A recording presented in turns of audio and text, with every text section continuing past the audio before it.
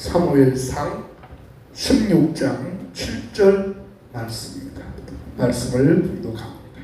여호와께서 사무엘에게 이르시되 그의 용모와 키를 보지 말라. 내가 이미 그를 보렸노라. 내가 보는 것은 사람과 같지 아니하니 사람은 외모를 보거니와 나 여호와는 중심을 보시느니라 하시더라. 아멘. 네. 사람들은 이런 편견을 가지고 세상을 살아갈 수가 있습니다.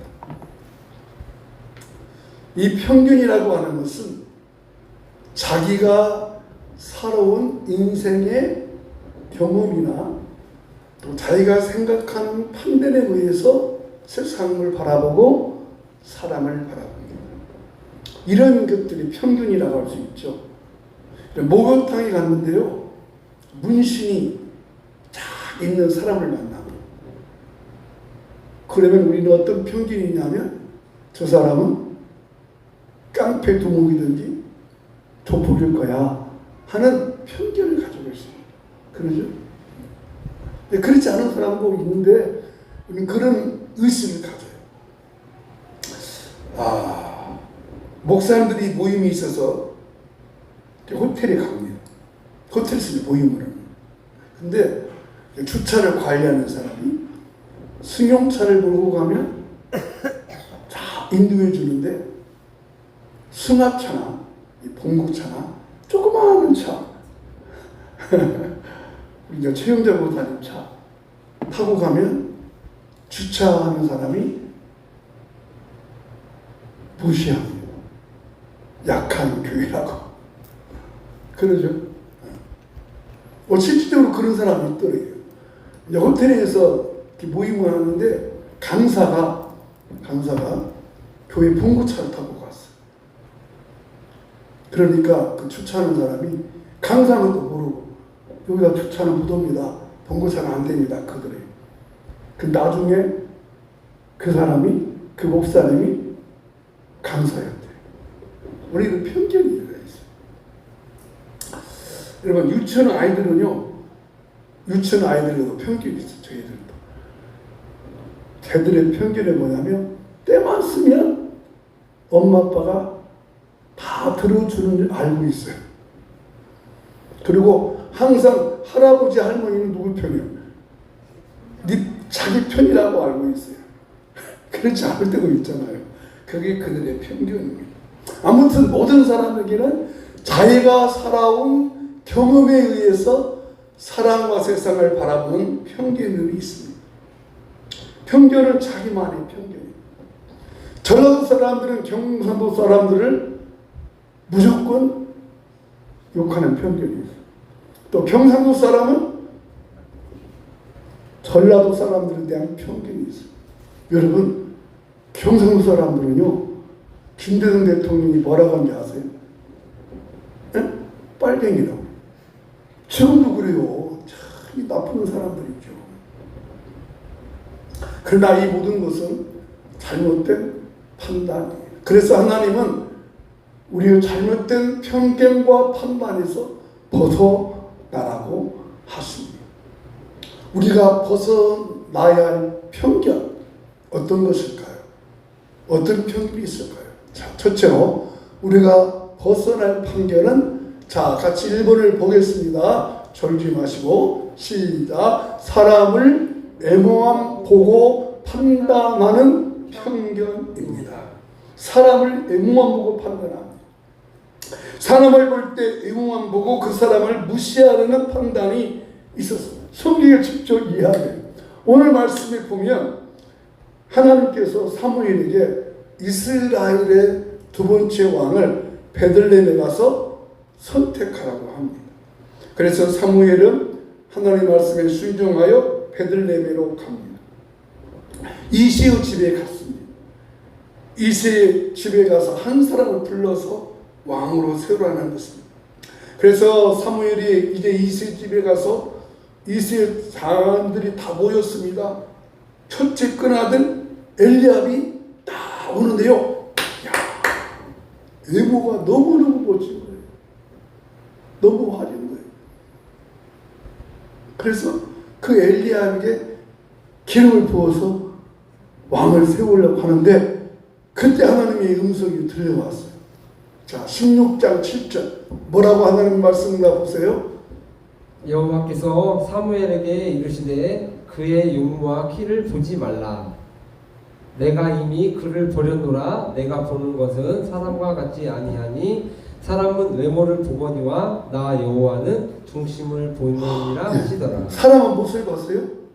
외모를 봤어요. 외모를 봐요. 깜짝 놀랐어요. 아마 사무엘도 당황했을지 모르겠어요.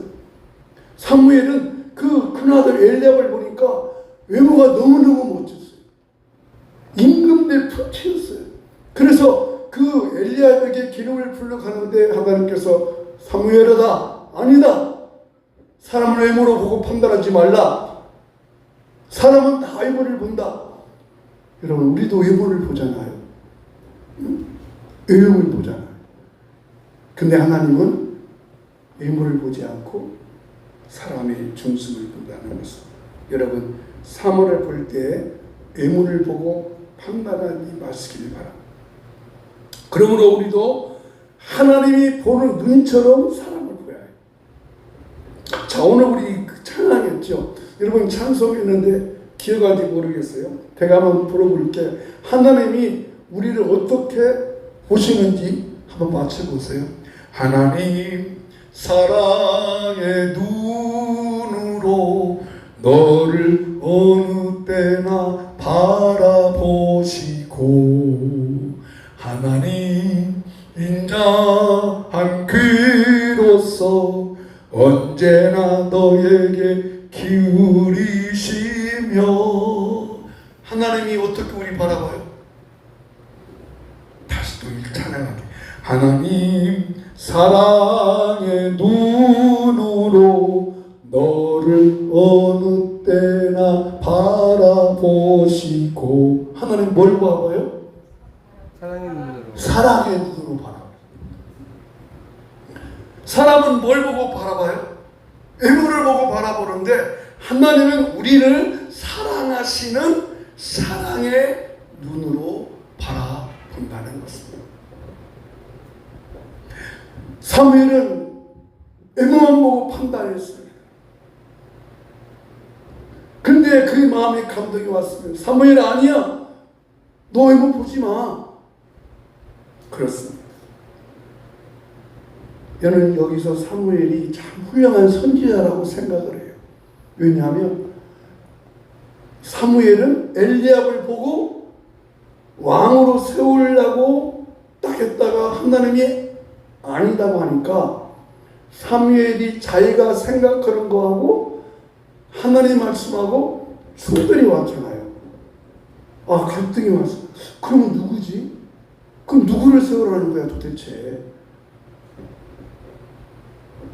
자, 사무엘이 이세 아들 중에서 이제 첫 번째 아들이 아니라고 해서 통과시켜버렸어요.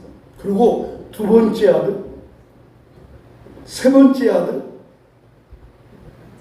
네 번째 아들, 다섯 번째 아들, 여섯 번째 아들까지 다 면접생 받지만 기었어요, 아니었어요? 아니었어요. 아마 사무엘이 굉장히 난감했을 것 같아요. 그러면 누구를 틀으라는 거야? 갈등했습니다. 그런데 사무엘이 엘리압도 둘째 아들도 셋째 아들도 넷째도 다섯째도 여덟째도 다 지나가고 그렇습니다, 여러분. 사람을 외모로 판단하는 외모로 판단하려고 하는 그런 우리 편견에서 벗어나기를 바랍니다. 두 번째 그러면 하나님은 중심을 보신다고 하는데 도대체 하나님이 보시는 중심이 뭐냐는 거예요. 여러분, 사람의 중심 볼 수 있어요, 없어요?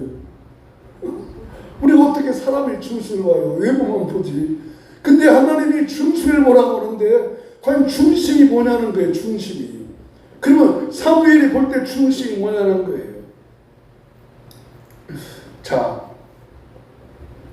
사무엘이 이제 이세 집에 가서 왕들을 뽑으려고 첫째, 둘째, 셋째, 넷째 합니다. 근데 다 통과가 안 돼요. 도대체 왕이 누구라는 것입니다.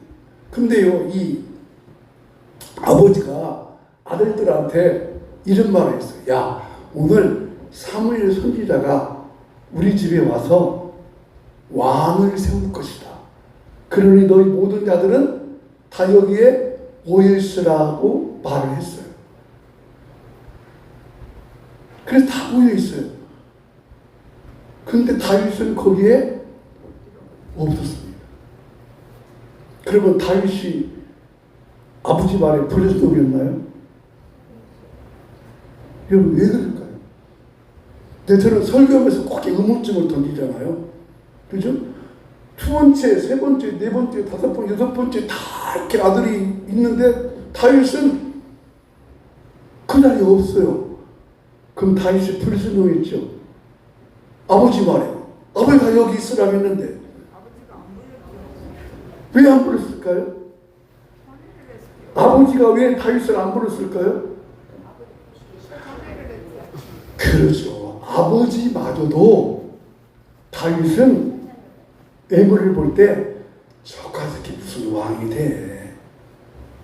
아버지마저도 부모마저도 무시해버렸습니다. 근데 하나님은 다윗을 보셨다는 것입니다. 왜 다윗을 보셨을까? 그 해답이 사도행전 13장 22절에 나타났습니다. 자, 사도행전 13장 22절 말씀 우리 다 같이 한번 읽어보겠습니다. 시작. 폐하시고 다윗을 왕으로 세우시고 주문하여 이루시되 내가 이세 아들 다윗을 만나니 내 마음에 맞는 사람이라. 다윗의 마음이 하나님 마음과 같았다는 것입니다. 다윗의 마음이 하나님과 같다는 말이 뭐겠어요? 하나님의 뜻을 이루는 마음이 다윗에게는 있었다는 것입니다. 여러분, 다윗이 지금 여기에는 일순간에 양을 치고 있습니다. 무슨 말이에요? 자기는 자기 자신 스스로 책임을 하는 일을 감당하고 있었습니다. 그 마음의 중심이 그 말입니다. 다윗의 마음은 하나님을 향하여 있었습니다. 다윗의 마음은 하나님의 마음의 뜻을 이루는 마음이 있었습니다. 그것이 하나님을 사랑하는 마음이 다윗의 하나님을 사랑하는 마음이 하나님의 마음과 합했다 하는 것입니다. 마음의 중심이 늘 하나님께 있었습니다. 그는 목자를 쓸 때도 하나님을 향하는 사랑의 마음이 있었습니다. 왕으로 있을 때도 하나님을 사랑하는 마음이 있었습니다. 여러분, 내 마음의 중심이 뭐겠습니까? 오늘 이 시간에, 이 예배 시간에도 마찬가지입니다. 내 마음의 중심이 어디 있느냐? 내가 무엇을 향하여 있느냐? 내가 어디를 향하여 있느냐? 그 마음이 하나님의 마음에 일치가 되었던 것입니다. 그래서 하나님 우리를 사랑의 눈으로 보신다는 다윗의 마음이 하나님께 향하여 있어서 그는 목동으로 설 때도 여호와는 나의 목자시니 내가 부족함이 없습니다 라고 주었습니다. 다윗의 마음의 핵심이 뭡니까? 주바라기였다는 것이죠. 주바라기. 해바라기가 해를 바라보듯이 다윗은 늘 마음이 하나님께 두었습니다. 여러분, 아버지조차도 다윗은 무시해버렸어요. 사무엘도 다윗을 무시했어요. 저 여러분은 사람을 무시한 적 없습니까?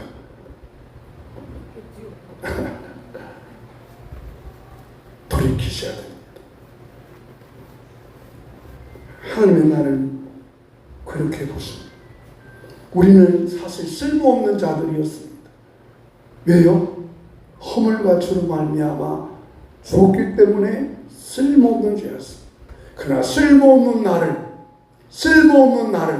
쓸모있는 나로 바꾸어 주신 분이 하나님이셨어요. 그래서 오늘 이따가 오늘 설교 끝나고 찬양해요. 아하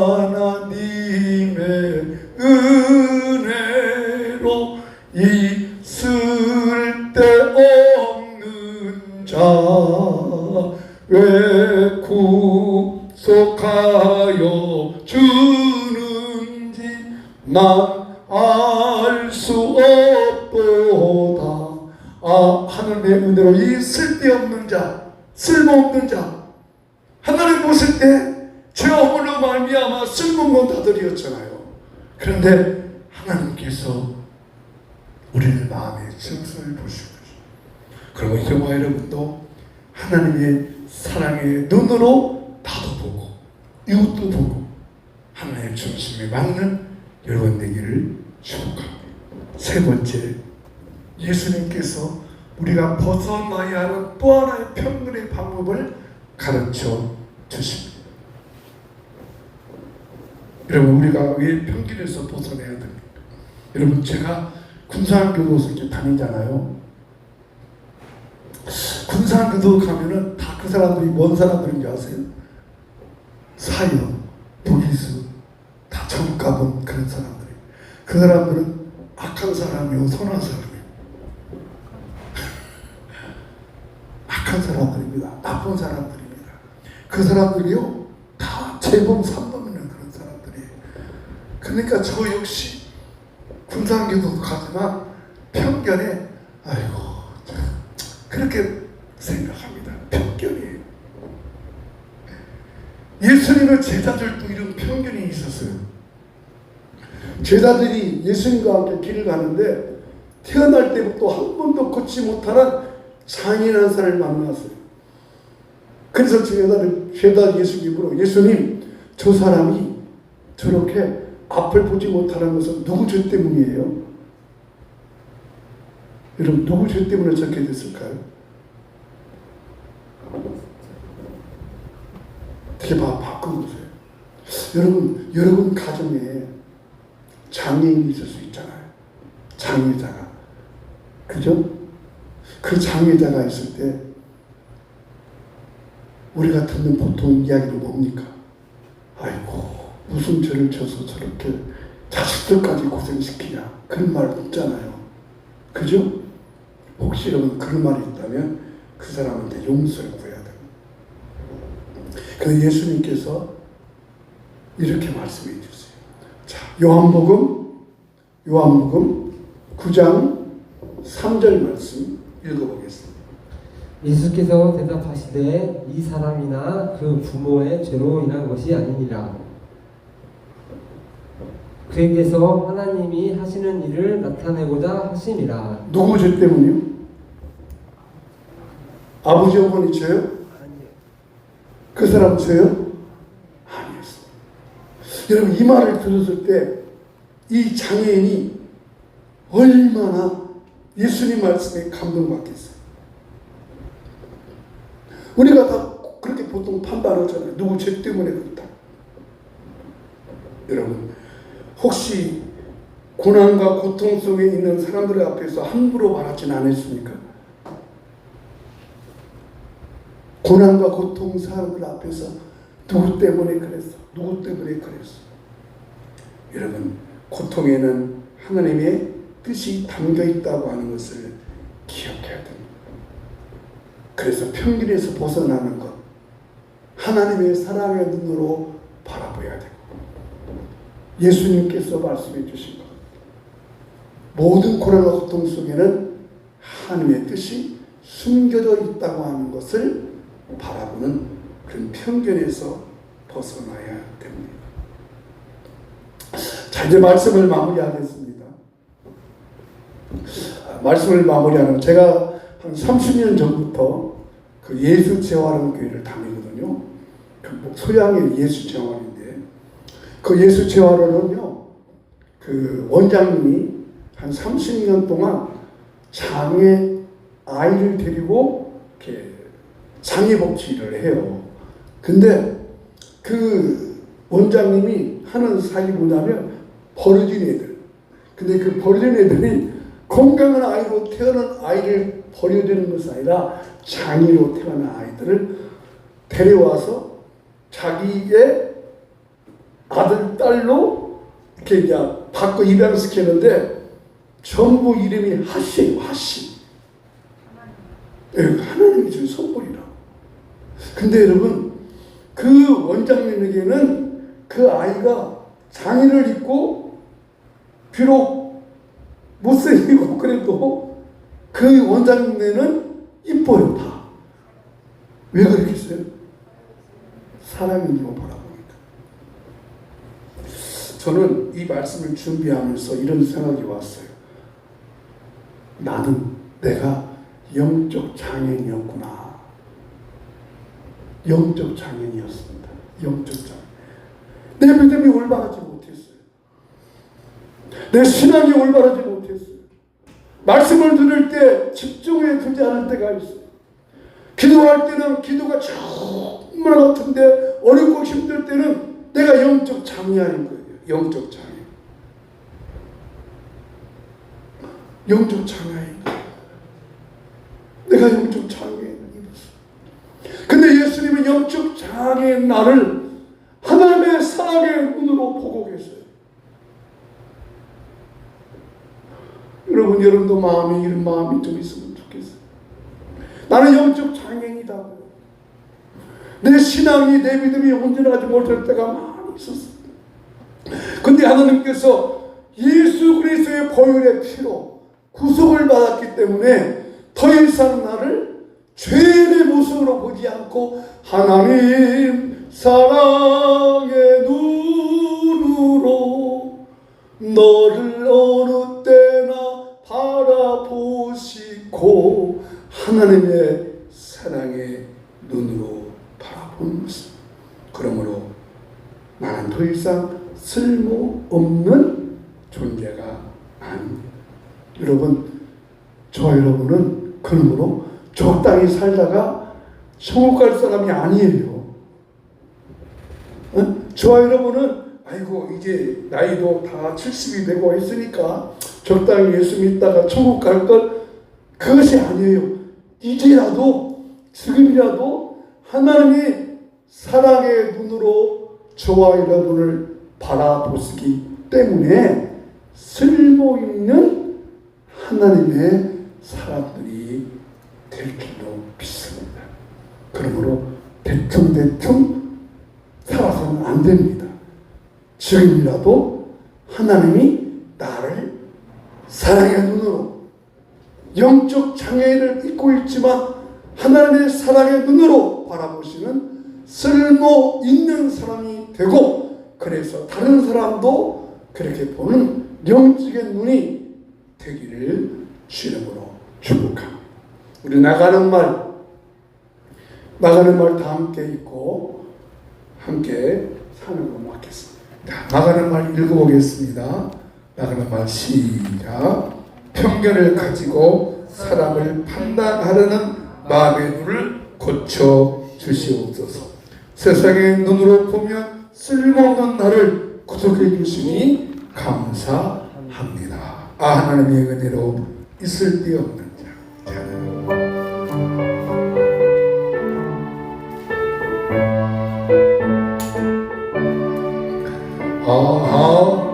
하나님의 은혜로 있을 데 없는 자 왜 구속하여 주는지 난 알 수 없도다. 내가 믿고 또 의지하는 내 모든 형편 아시는 주님을 보호해 주실 것을 나는 확실히 아네.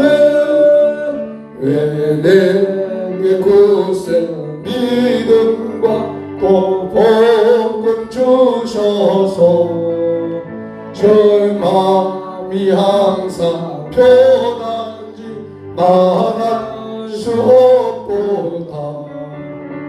내가 믿고 또 의지하는 내 모든 형편 아시는 주님을 보호해 주실 것을 나는 확실히 아네.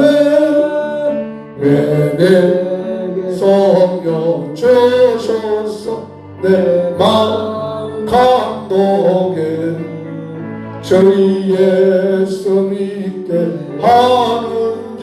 말할 수 없도다.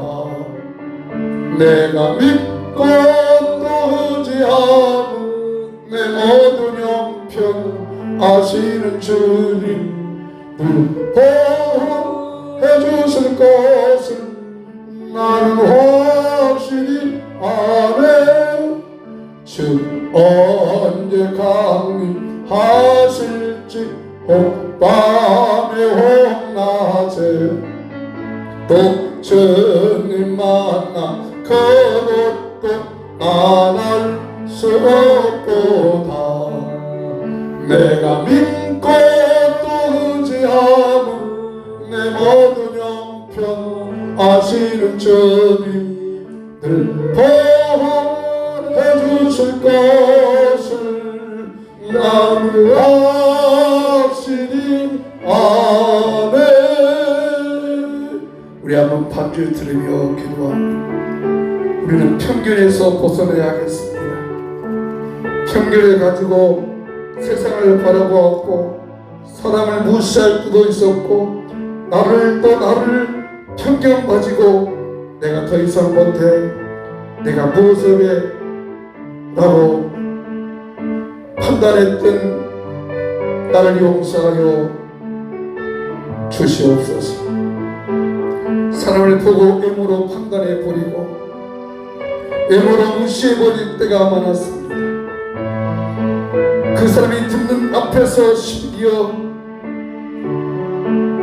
들어서는 안 될 말을 했던 것도 있었습니다.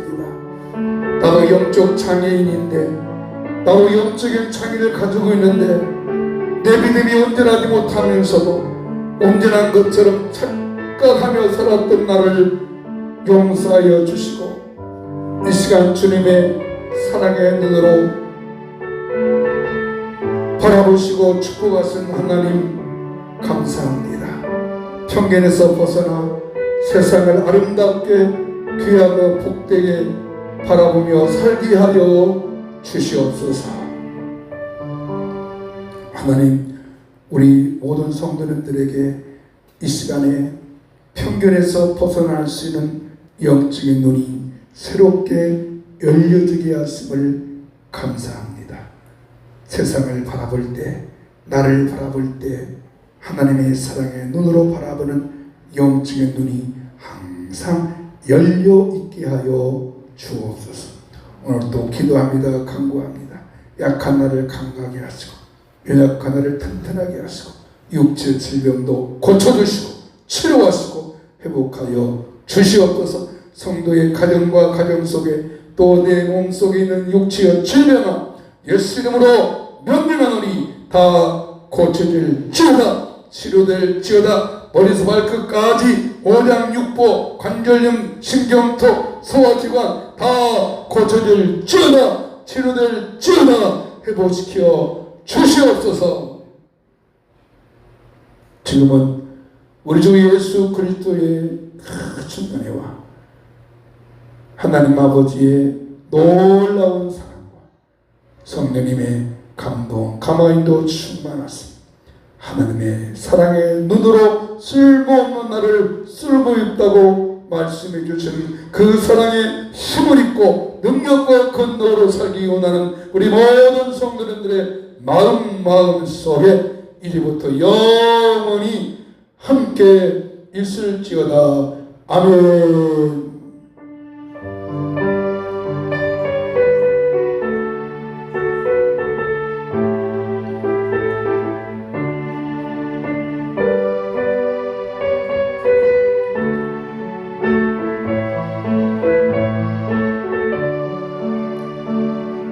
아멘. 맛있게 식사 하시기 바랍니다.